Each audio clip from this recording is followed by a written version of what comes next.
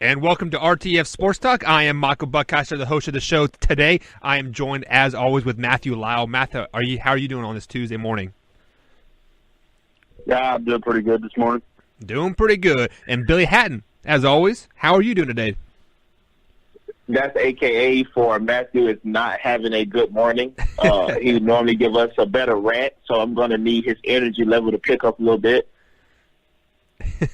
Well, yeah, I'll be all right. Once we start talking about how horrible his Golden State Warriors are, I'm sure that will fuel the fire. And then, of course, guys, we're going to cover the Monday night game and our takeaways from that game. And then we're going to have much more on the show. All that and a lot more right after the intro. If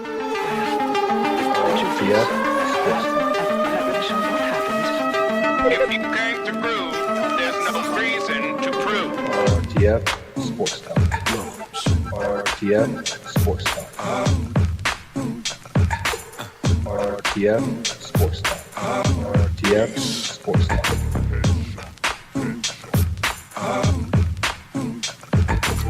And now you've got yourself something funky. RTF Sports Talk. RTF Sports Talk.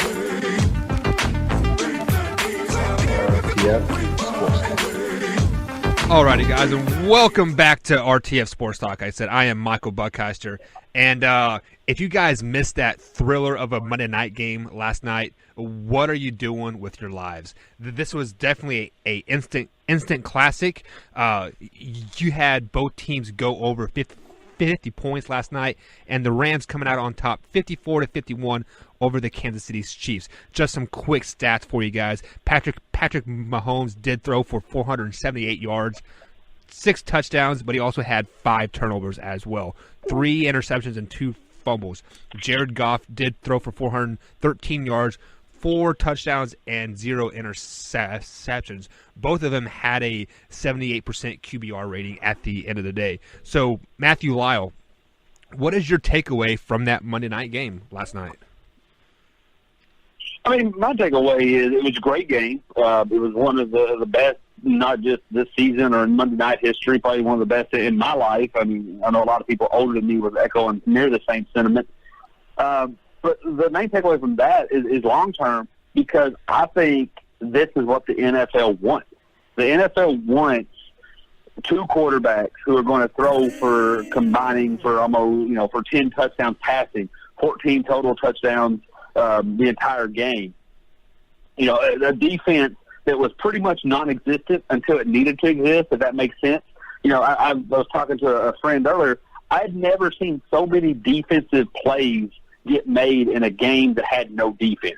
I mean, we had 2 scooping scores. We had multiple fumbles. We had multiple interceptions. There were some defensive plays, but in the end game, there was no defense. I mean, everybody was slinging the ball wherever they wanted. I felt that both teams could somewhat run the ball, but they tend to get away from it, which I guess you would do in a game that was going on pace for 100 combined points. So that's my main takeaway is we talked about it with roughing the passer rule, which they kind of let up on. We talked about it with some of these rules to help the defense and help. There were so many flags. If there was one negative, it'd be all the flags. But I think that's the league, and it's been the way all season. That's the league grooming you and grooming fans and grooming teams to be able to get this every night. Imagine, and me and Mike, we touched on it a little bit last night in a chat. Imagine that this beautiful game that we just seen in 3 or 4 years might just be Tampa Bay versus the Browns. It might just be Cincinnati, Baltimore.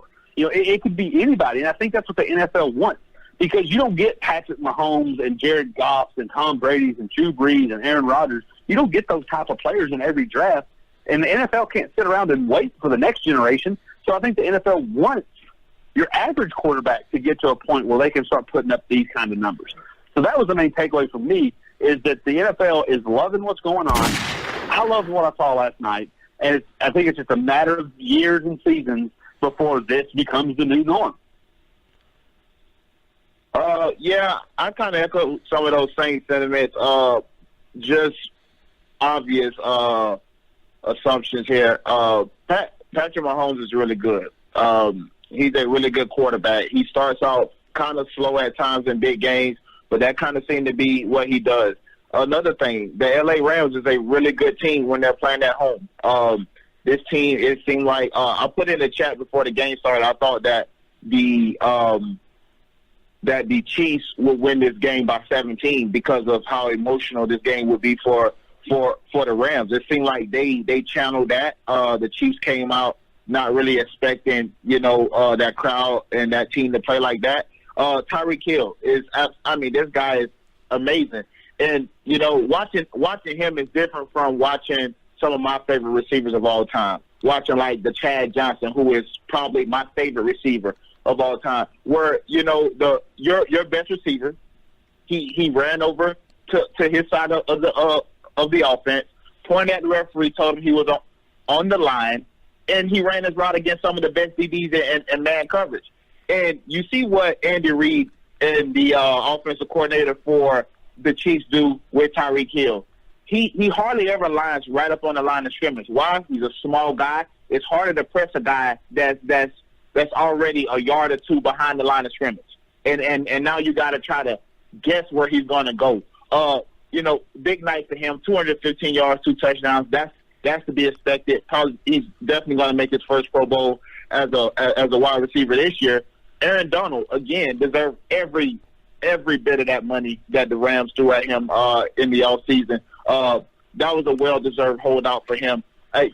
You see him making plays all over the field, and I think they put a stat up last night that he's double-teamed, I believe, on like 70% of the defensive snaps, and he still came into last night with 13.5 and got 2 more last night. Like, man, this guy is crazy amazing. But I think the Kansas City Chiefs should have won a game. I'm going to blame it on Patrick Mahomes. 5 turnovers. There's no way that you can be the MVP candidate or the MVP frontrunner and have 5 turnovers in a game of this magnitude. And 2 of those interceptions were just terrible. The first 2, the one that he threw in the back of his offensive lineman that got tipped, and the other one that Marcus Peters picked off. He was late with that throw. He had him at first. He waited. He slid, and then that's when, the ball got tipped. But you can't have 5 turnovers in that kind of game. So a couple of points that you made there, Billy. Great segment there. I do think, just kind of thinking of everything that you brought up, this game was made for the fans. If you were a Rams fan, you got an early 16-0 lead. If you were a Chiefs fan, you saw your team take that lead away and go up 10 points. And then down the stretch, it became a nice back-and-forth game that no matter who you're a fan of, you love. To the point of Tyreek Hill, I think it's very funny that all this is coming out on the season that Jalen Ramsey said, you're not a receiver. I mean, he didn't say that verbatim, but that's essentially what he was saying. You're not a receiver. You're a returner. You were not a Pro Bowl receiver. The dude's a Pro Bowl receiver. Like Billy said, this is happening now.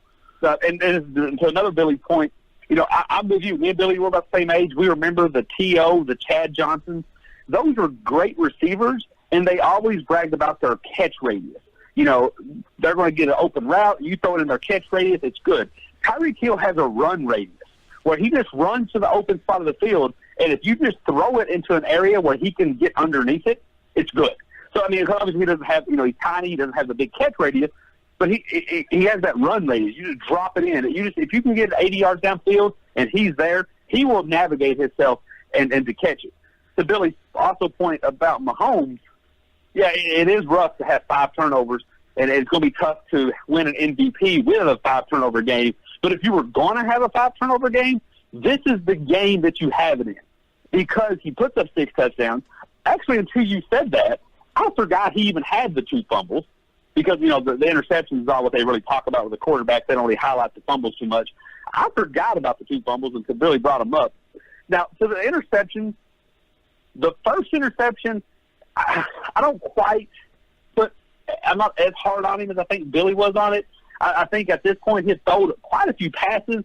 He didn't really move his feet, which is a big no-no for a quarterback. But come on, man. He was slinging that thing everywhere. And let's not take away from the defender who got his hand on the ball once he realized he couldn't get to Mahomes. Now, the third one, I get you had to have happened. The second one's the one I had the problem with. There's a minute 20 left, first down, and you try to get everything. And you're only down 3. Mind you, you're only down 3. And you still had your timeout. you didn't need everything that you were trying to get. And when you watch that play again, there was 3 or 4 Rams and maybe 1.5 Chiefs. There was a Chiefs player that was over there somewhere. I don't think he had a legit shot at making the play. So that's one of the one I'm hard on him for, because the time, the score, the situation, the play, none of which said you had to go here. Now, I know his arm was hit, but he could have made 100 other options that potentially did not result in an interception. Well, let me stop you right and then there. One last point. One last point, Mike, and then I'll let you have your show. I'll let you have your this to Sue. That even goes further to what I was saying, Billy, about if you watch game film, Sue looked amazing, and Sue arguably you could brag about him as much as you bragged about Hill, and I mean obviously the numbers aren't going to reflect it, but you can brag about him as much as you did Hill and the quarterback. But everybody's going to say, "Oh, this is the new NFL. It's horrible. It's horrible with no defense."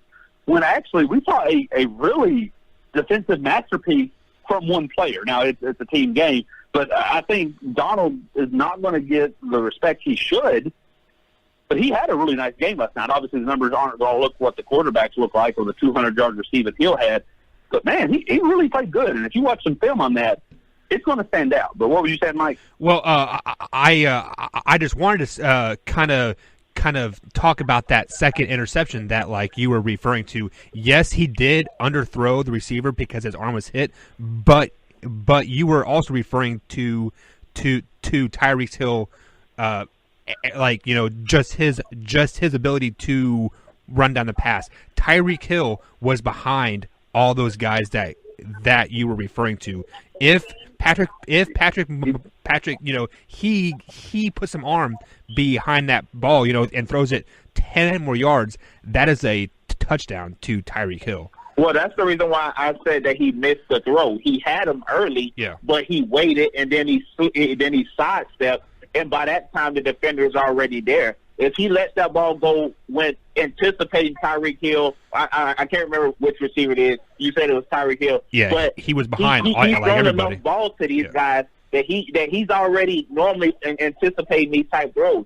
He wanted to throw it, and then he pulled it down, and he slid up, and then by that time, you know, the dogs are there now. So that's what I was referring to. Matthew, to your other point, that third interception, I don't put that on him. At that point, you're just trying to make a play out of anything. But I can't excuse the first 4 turnovers. You know, the defender, the linebacker, he did make a good play on that one, on the first one, on the pick 6. But as Mahomes, you got to put that ball at the feet, not at the back of your offensive lineman. I mean, that's day one quarterbacking. You throw it at the feet. Nobody can catch the ball there. So he wasn't.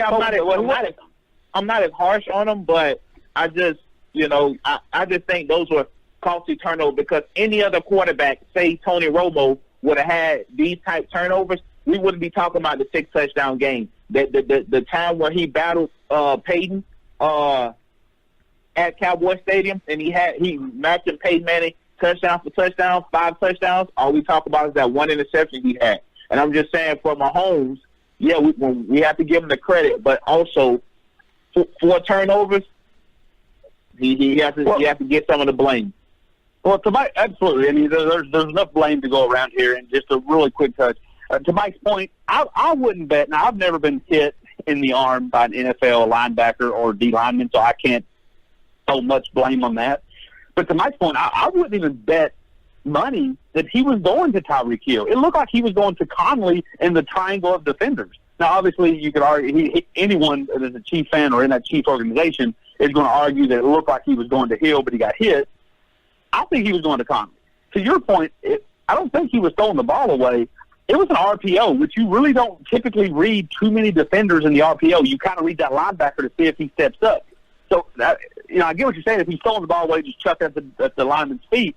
But the first interception was an RPO. He read that linebacker. That linebacker did what he wanted to make the throw. It was just that the guy who really came out and had the 2 touchdowns just got a hand up. And that was a great play by him. I mean, that's the down part to the RPO, that it takes literally no thought. You read one guy and you make the play, which works a lot of times, but if someone else anticipates it, you're in trouble. And, you're absolutely right. He should get more blame, because that's a great point you brought up about Tony Romo going toe-to-toe with Peyton Manning. Everybody forgets that one interception. Tony Romo just had the bad misfortune of playing for the Cowboys. Nobody hates the Chiefs like they did the Cowboys. If they did, if this was Tom Brady doing that last night, if this was a Cowboys quarterback doing this last night, you're absolutely right, Billy. We would be dissecting every interception and not mention one word about the passing touchdown. All right, guys, and let's go ahead and just leave the Monday night game there now. I mean, that game was definitely as advertised for the last 2-3 weeks, possible Super Bowl matchup, and hopefully we get to see more games like that. Maybe not the high scoring games, but those exciting on your edge seat games in the future. So let's move over to the association. On yesterday's show, Matthew Lau kind of touched on this subject, but I kind of want to give Billy the floor on this question first here. Just like Matthew alluded to yesterday, Golden State has gone 2-6 in their last 8 games since Steph Curry has been hurt. This is the worst stretch of games, the worst record that Steve Kerr has ever experienced as a head coach at Golden State. So, Billy Hatton, what is your takeaway from this? What are your thoughts? Just give me your thoughts on it. Well, I'm going to start on the basketball side of things first, so there is no speculation. I still believe the Golden State Warriors is the best team in basketball. I still believe the Golden State Warriors will win an NBA championship, barring any catastrophic injury to one Kevin Durant or at least 2 of the big 4. Outside of that, the Golden State Warriors is winning the title. They still have Kevin Durant, who I believe is the second best player in the NBA. They still have Steph Curry, who's hurt right now. He will be back. The 2-time MVP, first unanimous MVP. We didn't have some great players that play in the NBA. None has ever been a unanimous MVP. They have Klay Thompson, who can get hot as a firecracker. I mean, just like that. They have Boogie, who what I'm hearing is supposed to be on pace to make it to the Warriors after the All-Star break. They still have Andre Iguodala, a veteran. Sean Livingston, who's a veteran. They have, Steve Kerr. He's a good coach. He's played in this league. He's won championships. So that side of things, I don't think is gonna be hindered. Off the court, Kevin Durant is gone. You can't say what you said to him and expect Kevin Durant to be there next year. Now, I thought, from the group chat that we have, me and Matthew, we always talk back and forth. And I say that he was going to go next year. He was going to opt in next year of his 1-1 this year, play 1 year in the new stadium, and then leave and get his own team, because he hears the chatter from real NBA guys saying that they don't respect the way he's winning. And all of us being athletes know that we play for one thing. That's the respect of our peers. We like to hear somebody say, yeah, hey, man, that old Matthew, man, he can really play. We like hearing that, because the writers and all that other stuff, that don't matter. The people that played the game is who you want to respect from. KD hears the chatter that he hasn't won on his own team. Draymond said, we won without you. He knows that's true. Kevin Durant is gone. But this year, the Warriors three-peat.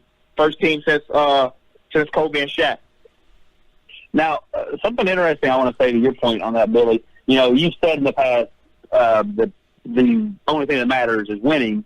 And I get it. When you're in the NBA and the NFL, you would want your peers, your equals, to respect you. But I don't think he can have both. And because, look, he's getting older, and he's good. I'm not saying he's getting old and he's going to start declining. But let's look at some of his options. Let's say he leaves. Let's say he stays with Golden State. He stays there 2 or 3, 4 years. He could win 2 or 3, 4 more titles. But, like, to your point, he's not going to get the respect that he wants of, hey, you haven't won this on your own. But let's say he goes somewhere else. If he goes to L.A. and plays with LeBron, he's still not going to get that respect.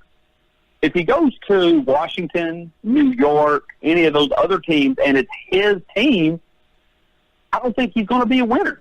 And then when he starts losing, if that happens and he loses in the first or second round, I think the disrespect's just going to continue because, A, he hasn't won, and B, we're just in a disrespectful environment. I mean, with social media and everything, anyone can be disrespectful, even players, and they just hide behind their social media account.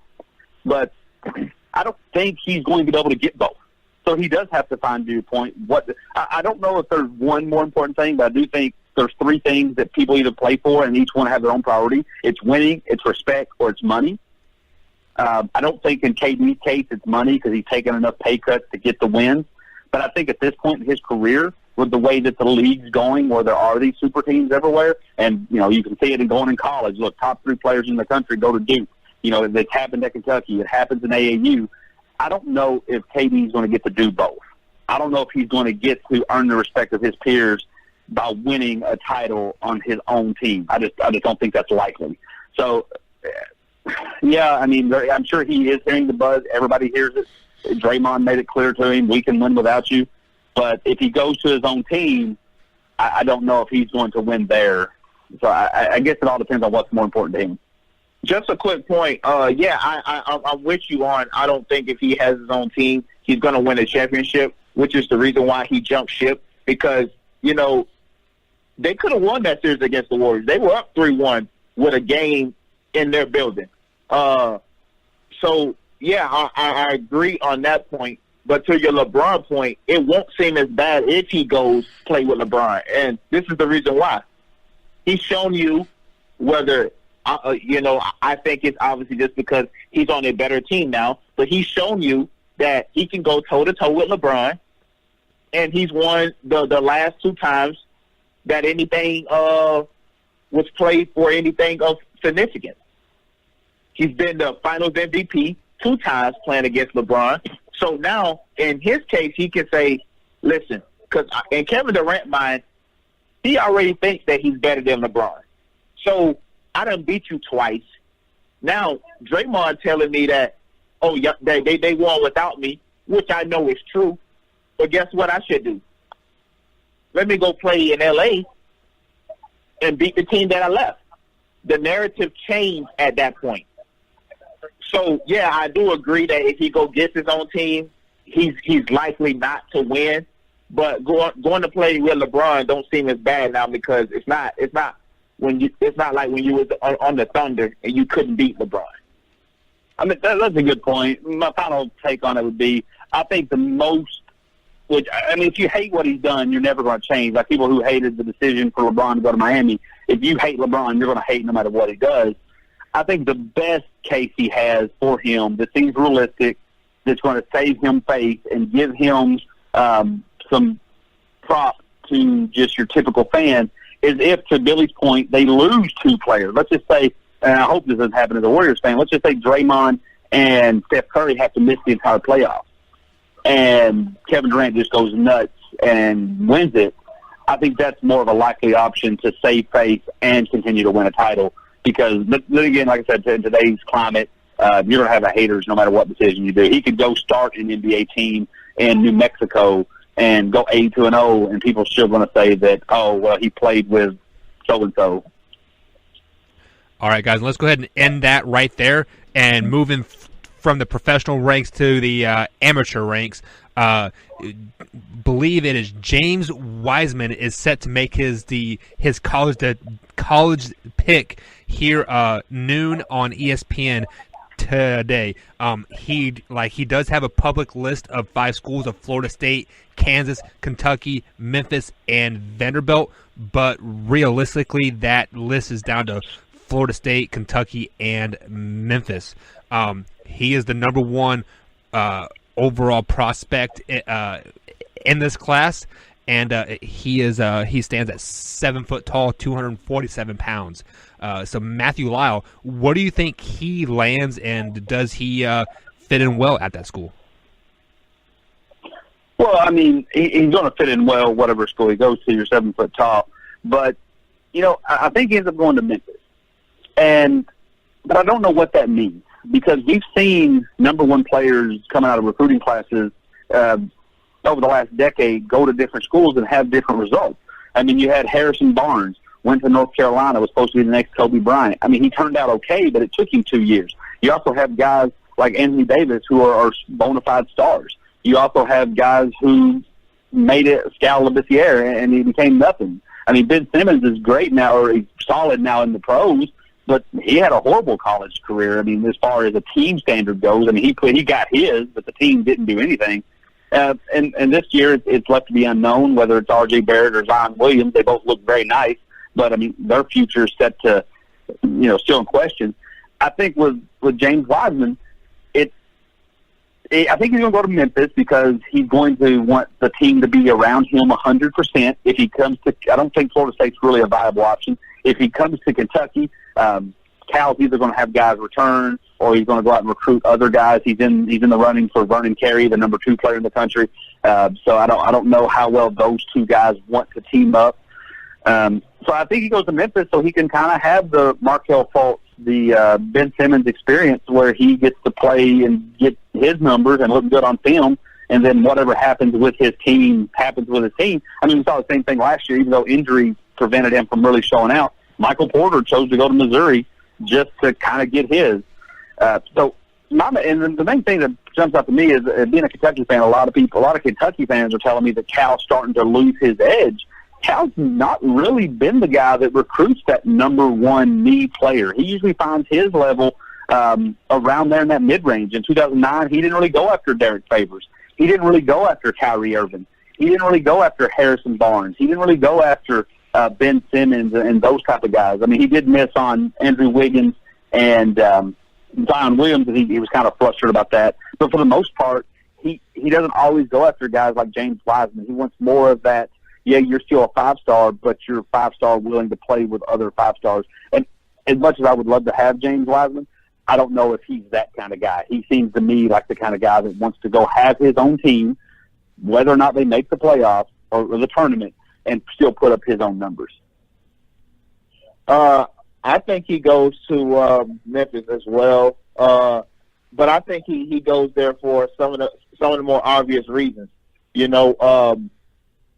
He's from Memphis. Once you're that hometown kid, this is the stuff that you dream about. I remember when I was little, seeing Florida State every day. I used to dress up, when I was little on Saturdays in my little Florida State, everything. I had the helmet and all that stuff, and that was the dream to play for Florida State. When you're from a city like that, they are expecting him to sign in Memphis, to sign with Memphis. They didn't have rappers come over, basically pitch meetings and all this other stuff. He's been on Instagram with these pictures. Not to mention his former high school coach is the head coach at Memphis. Or he's a coach at Memphis. And one of his high school teammates also committed to play at Memphis. I think he goes to Memphis for all the obvious reasons. Well, see, Billy, real quick, let me take your points there, and because I followed this guy for the last couple of seasons, there's some slight inaccuracies there, but I think your overall point drives everything home. But also mixed with the point that I was saying, the kid's actually from Nashville. He actually went to Nashville and went to Innsworth, which is a somewhat private school in Nashville, up until his sophomore year. He then went to Memphis East, which was not exactly known as a powerhouse. I truly think that goes back to what we were saying, or what I originally said, that he wanted to play on a team where he was the only guy, because Innsworth is a pretty solid school out of Nashville, football and basketball. Like I said, private school. So he goes to Memphis East. He starts playing with DJ Jeffries at Memphis East. He starts playing for Anthony Hardaway on the AAU circuit. He starts liking this Memphis area. And then once Penny got hired as Memphis coach, which in my opinion, the only reason they hired Penny as a Memphis coach, he was there, but he played at Memphis. But the reason they hired him now is because they wanted James Wiseman.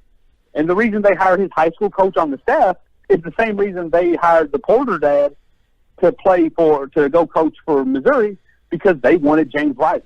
So I do think I think he went to Memphis to be the me guy, but once he got to Memphis, everything that Memphis has done has been centered around getting this one kid to come here for 1 year in hopes that that turns your program to back what it was in the 70s and 80s and early 2000s when Cal was there.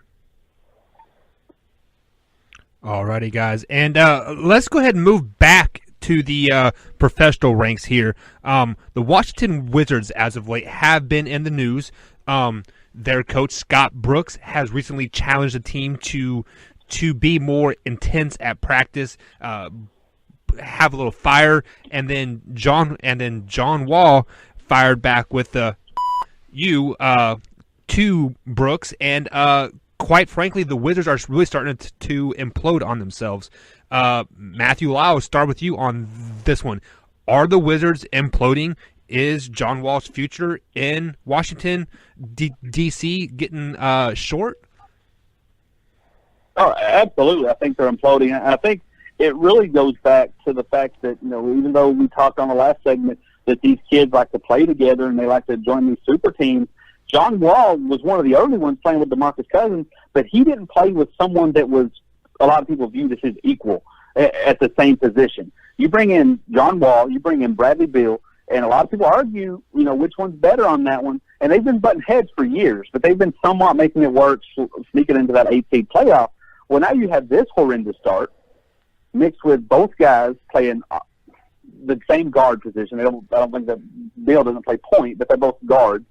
I think it's getting frustrating. And then to even bring in Billy's point, I think the Wizards are getting at least the same hope to what Billy was talking about, that Kevin Durant is going to sign maybe one more year, if not this is last year, and then come back home. A lot of people made, at least in the Washington area, made a big deal that he came to the game rocking some Redskins gear. He had a Redskin hat at an interview after the fight with Draymond. So a lot of people are trying to read into that. So I think what Washington's doing is saying, hey, can we trade these guys who clearly aren't our futures, who clearly don't like each other? Can we trade those guys, get some picks, get some youth, get some role players, and then either this offseason or the next offseason, can we go 100% all in and get the LeBron James of Cleveland effect? Can we get Kevin Durant back home?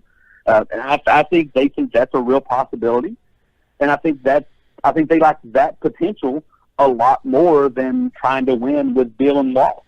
So I think they came out and said both these guys are on the trading block. I think they try to move both. I think they can successfully move both. They might struggle. Well, they're definitely going to struggle the rest of this year, and they're probably going to struggle next year depending on what Kevin Durant does. But they're in hopes that in 2020 they got a young nucleus team and they can bring in Kevin Durant and be a contender. Billy? Oh, sorry. Yeah, my phone was twitching there. But, Matthew, you had some great points. Just on the KD Redskins thing, he's a huge Redskins fan. Obviously, he grew up right there in the Maryland area. So on that point, and I was a guy before this season that said, watch out for the Washington Wizards. And now they're 5-11. I guess Bradley Beal and John Wall, to your point, these guys just can't coexist with each other. It's almost kind of like what happened in Cleveland, where the head coach wanted to be the offensive coordinator and the offensive coordinator wanted to be the head coach. So you just fire both of them. That's what this organization is with Bradley Beal and John Wall. We're just going to trade both you guys. I do think that they will get some pretty sizable offers for those two guys, at least for sure a first-round pick for both. But what team, I ask you, Matthew, what team would you think that'll be suited for John Wall or Bradley Beal? Well, one thing that I've seen, and I really like, I saw a lot of rumors around this, and I got to thinking about it. I think the best for Bill, in my opinion, would be L.A. I think they could get that big deal. They could bring him in. Reports were saying they could send out Ingram and Kuzma and Thomas Bryant. They could ship him out back to they could ship them to Washington. Another deal that I was seeing was John Wall to Phoenix, which I enjoy watching Phoenix. I enjoy watching Devin Booker. I think John Wall could come in there and have that his own team. Now, how many years you are away from having the same exact problem you have in Washington, where you have two studs playing two guard positions, I don't know. But those are two teams that I've seen. And if you're Washington, you kind of like that. If you can bring in Josh Jackson, Kyle Kuzma, Brandon Ingram, if you can bring that and maybe a draft pick or two, if you can have that as your future, that's not a bad squad, especially in the East where there's some questions in that second half of the conference, and then still hoping and praying and fingers crossed and toes crossed that you can get Kevin Durant in a year or two. So I haven't looked enough at the Lakers to see how Bradley Beal would come in there and do, but I think they could definitely use a shooting guard. And if John Wall can swallow his pride and take Devin Booker under his wing, I like that backcourt in Phoenix for a team that doesn't have a lot of expectations. To your Phoenix point, I like that John Wall because for me, I think Devin Booker is one of those off-the-ball type guards anyways. Yeah, he can handle the rock, but I think he will prefer being off the rock, catching the ball, catch and shoot, running off screens, and doing his thing there, where Bradley Beal just wasn't excited to do that. Because Bradley Beal thinking, I'm also a point guard. Let me handle the rock. I can dribble. I can get my own shot. And I think John Wall, Devin Booker is like the right combination where John Wall is kind of empty and, Devin Booker is kind of more laid back a little bit. So I think that Phoenix, that's a pretty good move. To Bradley Beal to the Lakers, I like that as well because the Lakers have no shooting. And that's the one thing that they need. When they went and got Tyson Chandler, it's not that I didn't like the move. I just thought that maybe they should be trying to go get a shooter, so somebody can score more points. Because if you're banking on LeBron James leading your team every night, shooting threes, although he's shooting it pretty good now, 39%, but you can't bank on that all season long from LeBron being your best shooter. Lonzo seemed like he shoots one and then he shoots an air ball. Ingram is kind of all over the place. Kuzma is probably the next best shooter, but you can't live with that. I thought they should go get a shooter. Bradley Beal would fit in perfect with them, especially if they'll be losing Ingram. As a Kentucky fan, one thing I like when I look at that Phoenix possibility is, say they get John Wall. I do think John Wall could come in there, and I do think Devin Booker is passive enough to not be frustrated. He would be kind of. He reminds me a lot in a lot of ways to Klay Thompson, where he might just stand over there and catch the ball and shoot, play some defense, have good games, have quiet games, and then you could also, if everything works out well in Golden State for him, they might have the cap to go out and get DeMarcus Cousins, who is going to be looking for a team that can pay him. Cousins and Wall, since they left Kentucky, have joked that one day they will play together again. And then they have Ayton, which is a big man, but Cousins showed you when he played with Anthony Davis, he can if need be, he can sneak out there and play a bigger version of the four. If Ayton doesn't have any kind of outside game, I wouldn't consider Boogie Cousins a three-point shooter, but he can hit some outside shots or some shots outside the paint. So if all that lines up well, you could have, at least for a couple of seasons, you could have a pretty solid, decent team built with Wall, Boogie, Booker, and Ayton if he pans out. All right, guys, let's go ahead and we're getting a little tight on time here. So let's go ahead and move on to my favorite segment that we do here. It's Overreaction Tuesday. I wrote down 4 or 5 overreactions here, and you guys just give me the first thing that comes to your mind here, overreaction or underreaction. So, Matthew, we will start with you. Andrew Luck has thrown 3 touchdown passes in 7 straight games here. Is he a legitimate MVP candidate? Overreaction, underreaction.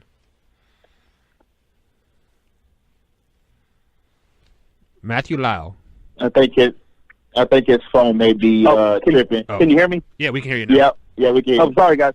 Sorry, I was off to the races. I'm going to go underreaction because now he may not win it in the sense of the MVP typically goes to the best player on the best team and look at everything that all these players have done. But when you break those letters down, when you break that acronym, those abbreviations down, it's most valuable player. We showed you a team that without him was horrible. I mean, the coach team last year, it was laughable at times. Andrew Luck comes in here, and yes, he does have T.Y. Hilton, but everybody else, I watch a Colts game, and I'm like, who is he throwing to? He's throwing to ex-basketball players. He's throwing to Ebron, which is coming on pretty nice, but how much love can we give Ebron when Andrew Luck's putting it on everyone? Andrew Luck is just whizzing it out there. So, yeah, I mean, his team's probably not even going to make the playoffs, so I don't know if he's going to get the love that he truly deserves on this. But when you think of the term most valuable player, I can't think of somebody more valuable than Andrew Luck to that team. They have. Yeah, I think it's a underreaction. He's playing really good football right now. Started out the season real rough. He's coming along as of late, as you stated there. But I just think that there's so many other players in the NFL right now that's balling. I don't know if he'll fit the list of MVP candidate. All right, guys, moving on to the next overreaction, underreaction. Joe Flacco has played his last snap in Baltimore. Matthew Lyle. I'm going to say overreaction only on the sense that me and Billy talked about this from the get-go. The way Lamar Jackson plays, especially in his rookie and freshman seasons, isn't spectacular. He comes out when you can't prepare for him, and he plays good, and when you prepare for him, he doesn't. Now teams have a full film on him, so either A, they're going to prepare. I don't think he can run all over him because injury, he's very slight frame. So I think that is an overreaction solely based on the fact that if Lamar gets injured, and depending on if Flacco's healthy enough, I definitely can see Flacco coming back in and getting an opportunity. I think underreaction, or not a overreaction. Joe Flacco is done in Baltimore. Him and John Harbaugh are both out the door. I think what they're trying to do right now, I don't know, because they have to let him walk. Is he an unrestricted free agent this year? I'm not for sure on that. I don't know. Well, he's out the door. John Harbaugh is going with him. I think that right now they're prepping, they're grooming Lamar Jackson to be that quarterback. Mike, Matthew, to your point, they got RG3. I think they already punted on the season anyways once they put Lamar Jackson in there and didn't start Flacco. So I think now it's the beginning of the Lamar Jackson era. If anything happened now, RG3 will be their quarterback, or they go get one in the draft. All right, guys. Next, overreaction, underreaction. Aaron Rodgers will be playing for a different coach next season. Matthew Lyle. I know what Billy's going to go on this. I'm going to go push. I don't think he should because, the team is what the team is. You could say McCarthy's wasting Rodgers, but they've put weapons around him, and they've not put a defense around him. I don't know if you can put that on McCarthy or the overall organization. But then again, it's the NFL, and I was surprised when I seen the initial report that not only were they letting Harbaugh go, they were making that announcement early in the season. So there were still games to play with that mutual separation. So I'm going to just push on this. I think you should maybe give him another year, but it wouldn't surprise me at all if he has a different coach next year. I just don't know who he's going to get. Yeah, I think it's not an overreaction. Mike McCarthy is gone. And whether that's fair or not, that's the way the NFL works. And I said a few weeks ago, or, on the last few shows or so, when people are saying that you are wasting a guy's career, a generational talent as Aaron Rodgers, that doesn't sit well, and you're going to be fired. Aaron Rodgers still has, at least the way Brady's playing, 6-7 years to go in his prime. So for me, Mike McCarthy is gone. Aaron Rodgers will have a new coach next year. All right, and just a last note, it is a copycat league, and everybody sees what McVay's doing. Maybe they can get a young coordinator to come do it. Exactly. All right, guys. Just moving on to the last underreaction of the day, with the win that the Raiders had on Sunday. Derek Carr will be starting quarterback for the Raiders next season. Overreaction, underreaction. Matthew Lyle. I'm going underreaction just in the fact that I'm not making any kind of huge statement here. I just don't think they're going to get rid of him yet. I don't know how many people are going to take him. Well, we've talked about this. They can't trade him in the season. In the off season, not too many people are excited to trade for veteran quarterbacks because they always have their hopes that they're going to draft one. let's just say the Raiders come out and draft one with their first pick, I could see the starter starting by week 2 or 3, and then John Gruden, you can't put anything past him. But I think Carr will be on the roster next year, and even if they get a young guy, I could at least see Carr starting week 1. Now, if he comes out there and looks horrible, week 2 and week 3 could be a whole different story. But I do think that's an underreaction. I think he will start some point next year. Yeah, I think it's an underreaction as well. Derek Carr, as you stated, he will be the quarterback week 1 next year. The moment he messes up, Tyrod Taylor, the quarterback, Joe Flacco, whoever it was that was in front of Josh Allen in Buffalo, once you mess up, it's done, and they go to the quarterback that they're going to take in the draft this year. Because I do believe John Gruden will take a quarterback in the draft to put Derek Carr on notice that if you don't perform well, you won't have a job. All righty, guys, and that will do it for today's show. But as always, we're going to end the show with the rant of the day, and today's rant is Billy Hatton's rant. Billy, take her away, my friend. So I've been saying this all year long. Me and Matthew has had conversations on the podcast about it. We've had conversations through messaging about it. And that's all of the defensive penalties. I am getting sick and I am getting tired of every single week watching offensive guys, when they do not catch a pass, look at a ref because every play they think it's going to be a flag. The hit on Robert Woods last night that they call a hit on a defensive receiver, are you kidding me? Next play, what happens? He scores a touchdown. I don't want to bring any stats in it because the stats sometimes are misleading. And we're talking about some of these penalties are bigger than just the stats. We're talking about penalties that extend drives and score touchdowns. What happens if that's only a field goal right there?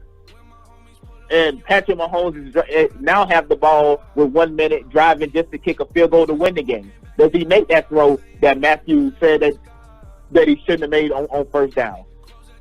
We are talking about penalties that's taking away wins off the board and putting ties in the record column. For me, the NFL, of course, this is what the NFL want to do. They want to, score points. They love games like this so they can say, listen, this is better when people are saying this is the greatest game that we've ever seen because there are 51 and 54 points put up on the board. By the way, the first team on Monday night to ever put up 50 points and lose. They like that. They like these storylines. But all of these penalties, man, it has to stop. I'm tired of it. The offense hardly ever gets any penalties unless it's false start or holding. The defense get all the defensive pass interference calls and their spot fouls. Hey, the defense get a 5-yard holding penalty. It's an automatic first down. I can't hit a receiver that's trying to catch a touchdown on me. I can't hit him. I have to wait till he catch the ball and then start running and then try to chase him. I can't hit the quarterback because I got to be considerate of me falling on top of him, even though we're all playing football here. The penalties, man, it's killing me. It's killing me. And take it away, Mike. And guys, I have to echo everything what Billy said on that. This is not my rant, of course, but Billy, the prime example of that is that Tyreek Hill catch on the sideline that the Rams number 32, he went for the pick because he was afraid to hit a defenseless receiver that was jumping for a pass. Yes, and exactly. then Tyreek Hill made an incredible catch on the sideline to just to make the game extended. And then that was Sam Shields 37. Yeah. Another play. In the old days, Tyreek Hill would have been blasted. Right. But you know what? If he would have hit him there, hit on the defensive receiver. I just don't know what quantify you as a defensive receiver when you're trying to catch a pass. And there's also another play that comes to my head. It is another Tyreek play. Hill. He lowers his shoulder into the cornerback, making the tackle, and that cornerback just got ran over, and they called a 15-yard penalty on him for I believe it was a helmet-to-helmet contact or something to that effect. Yeah, like that. And it was just but Billy, I have to agree with you 100% on this. I ain't even mention that when the receiver duck his head, and then now what you want me to do? I'm aiming for his body like you want me to, but then he ducked. Now he gets hit in the head, and it's even worse in college game, because in college targeting they automatically eject you. And then you're suspended for the first half of this game. Yeah, it depends on whenever you are. Say it happens. I seen a play in the Texas A&M game on Saturday. Guy had a helmet-to-helmet hit. The receiver ducked his head. They made contact. This was like 1 minute left in the fourth quarter. Now he's suspended for the first half of next week. Yep. Like, come on, man, this got to stop. I understand trying to protect guys, but it's overboard. Yeah, Billy, I have to echo everything you said there, man, but we got to cut it short for today, guys. And as always, thank you for joining RTF Sports Talk. We are live Monday, Tuesday, Thursday, Friday, and Sunday mornings, all at 9:45 a.m. on the East Coast. We're live on our YouTube channel, and then directly after the show is uploaded in podcast form, so you can listen to us on your lunch break, on the way home, even on the way to work the next day. We are giving to you guys sports 5 days a week. We love it. We enjoy it. The only thing we ask from you guys is share this with a couple friends. If you are enjoying the content, post it on your Facebook. Share it with a coworker. You guys just share it with 2 friends. That is all we ask. But as always, we'll see you next time, Thursday morning, 9:45 a.m. If you guys are interested in any other podcast, Billy Hatton has Unpopular Opinion here on the RTF Productions channel as well. I believe, Billy, you're going live tomorrow at 11 a.m. Eastern time. Is that correct? Yes, 1 p.m. Eastern. 1 p.m. Eastern time. That is 11 a.m. Mountain time. Yes. So guys, catch Billy tomorrow, 1 p.m. Eastern time, and then we'll be back at RTF Sports Talk at 9:45 a.m. on the East Coast. Have a good day, y'all.